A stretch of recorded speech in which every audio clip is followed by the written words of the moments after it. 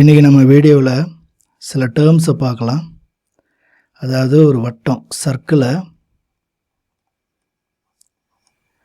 எப்படியெல்லாம் பிரிக்கலாம் அப்படிங்கிறத நாம் பார்க்கலாம். ஒரு சர்க்கிள்ங்கிறது கிட்டத்தட்ட 360 டிகிரி. கையால் வரைகிறதுனால சர்க்கிள் மாதிரி இல்லைன்னு நினச்சிடாதீங்க. அதோட சென்டர் பாயிண்ட்டு. இந்த சர்க்கிளை எக்ஸாக்டாக 4 பகுதியாக பிரித்தோம்னா, இப்படி 4 பகுதியாக பிரித்தோம்னா ஒன்று 90 டிகிரி இருக்கும். இது ஒரு 90 டிகிரி இருக்கும், இது ஒரு 90 டிகிரி இருக்கும், இது ஒரு 90 டிகிரி இருக்கும், இது ஒரு 90 டிகிரி இருக்கும். ஸோ 4 36, மொத்தம் 360 டிகிரி இருக்கும். இப்படி 4 பகுதியாக பிரித்தோம்னா அதுக்கு பேர் குவாட்ரண்ட்.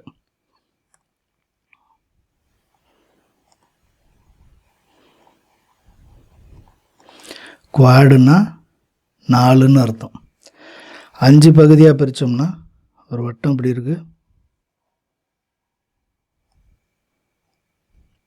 5 பகுதியாக பிரித்தோம்னா 0, 72, அதுக்கப்புறம் 144, அதுக்கப்புறம் இன்னொரு 72 சேர்த்துக்கலாம், அதுக்கப்புறம் ஒரு 72. இப்படி ஒரு 5 பகுதியாக பிரித்தோம்னா அதுக்கு பேர் குயின்டன்ட்.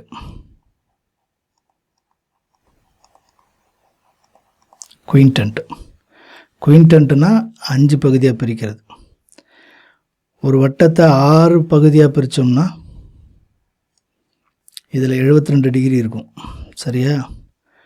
ஒரு வட்டத்தை 6 பகுதியாக பிரித்தோம்னா 0, 60, 120, 120க்கு அப்புறம் ஒரு 180, 180க்கு அப்புறம் 240, 240 300. இப்படி 6 பகுதியாக 60, 60, 60 பிரிக்கணும். இப்படி 60, 60 பிரித்தோம்னா 6 பகுதியாக பிரிக்கலாம். இதுக்கு பேர் செக்ஸ்டன்ட்.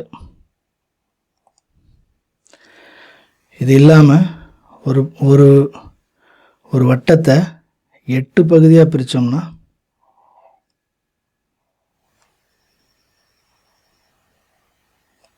இப்படி 8 பகுதியாக பிரித்தோம்னா 45, 45, 45, 45 இப்படி வரும்.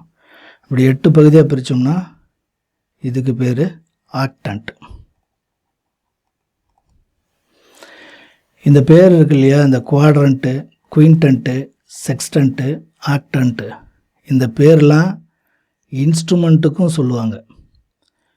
இதை மெஷர் பண்ணுற இன்ஸ்ட்ருமெண்ட், இது லைட் இன்ஸ்ட்ருமெண்ட்டுன்னு சொல்லுவாங்க, ரிஃப்ளெக்டிங் இன்ஸ்ட்ருமெண்ட்.